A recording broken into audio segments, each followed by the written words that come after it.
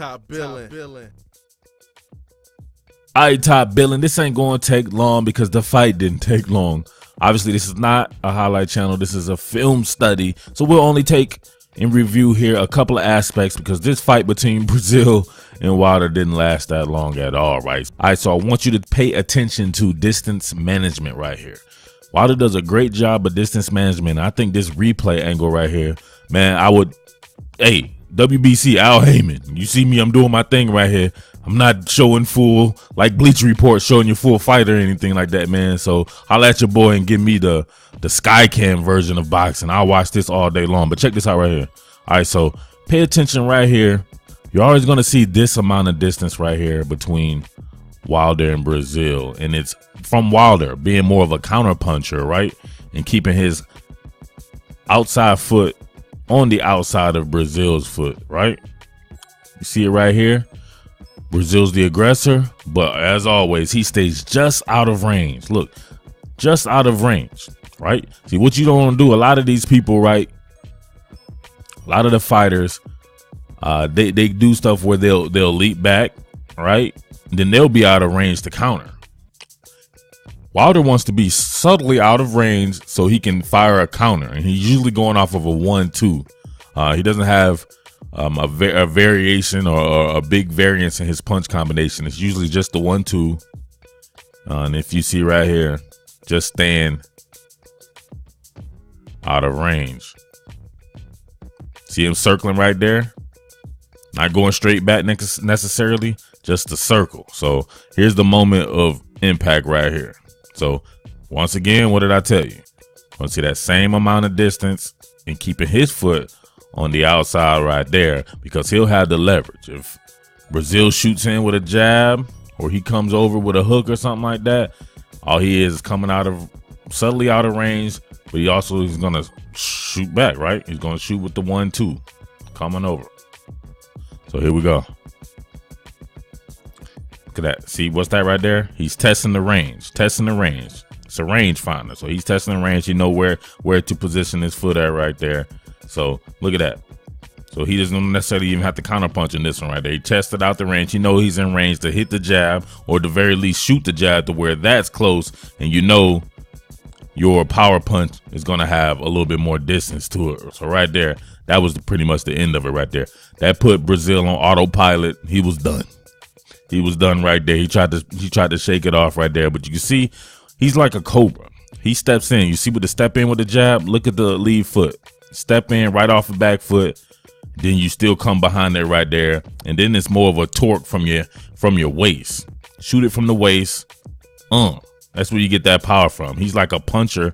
He's a puncher, but he almost treats it like a baseball swing. So look at the hip rotation.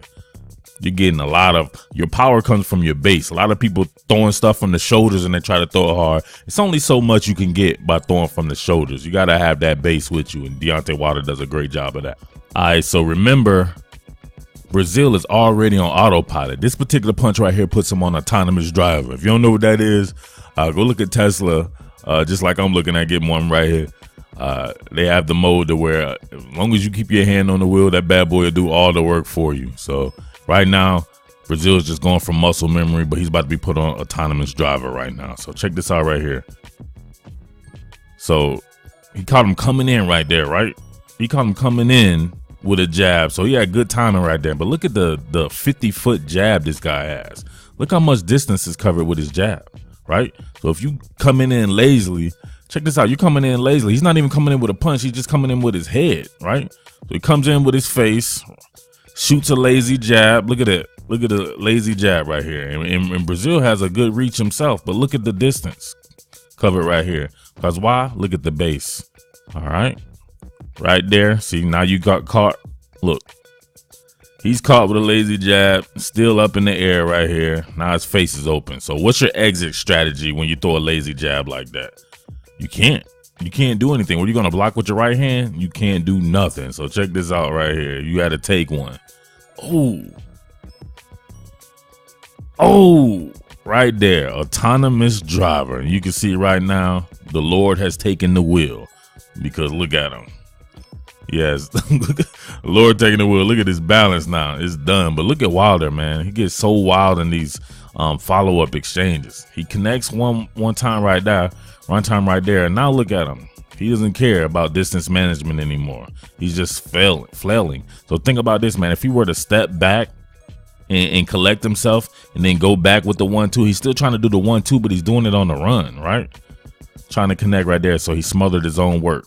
No more distance management. He ends up pretty much letting him off the hook until this next sequence. All right, so the ending sequence came off of a tie-up, right? So right now on the tie-up, they've been separated. Distance has been created. So all the work has been done for Wilder right now. Breazeale, if somehow he were to ever get a rematch, even Bermane-Stiverne got it. Well, Bermane-Stiverne did pretty decent in the first fight, so we'll never see Breazeale again.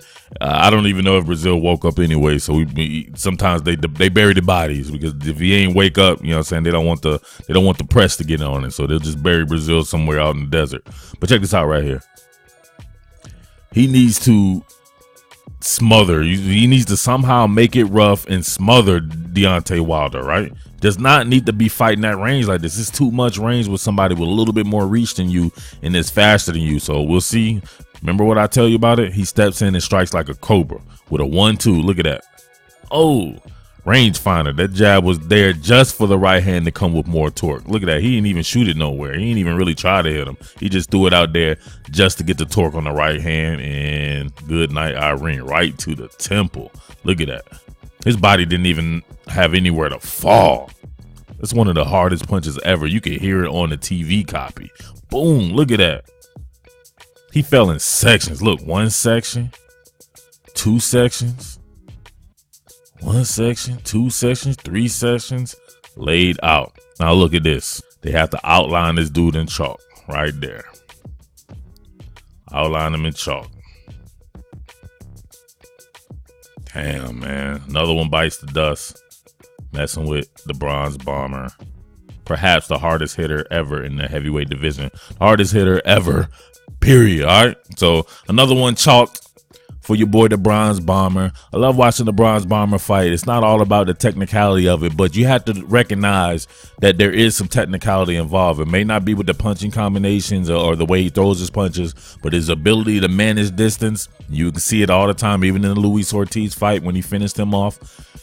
It's phenomenal. So give that man props for what he can do, and stop hating on this man about what you think he should do, because right now he's killing the game. So definitely want to see the Luis Ortiz rematch, see if he can get him out of there faster. But I like to see him going against boxers, the classic boxer puncher versus boxer, or puncher versus boxer puncher, however you want to phrase that. All right, so there you go again, man. Just a few aspects of that bad boy right there. Al Heyman, PBC Boxing, not showing your full fight, so don't be copyright striking your boy. I'm just doing my thing, all right? But this is a Top Billing brand channel. Make sure you subscribe to this bad boy, and make sure you find the Top Billing Sports regular channel, where I do all my football breakdowns and stuff for the different teams and tactics and scheming personnel, all right? But thank you for watching. It's your boy, the Underground King, for Top Billing brand. I am out. Peace. What more can I say? Top Billing.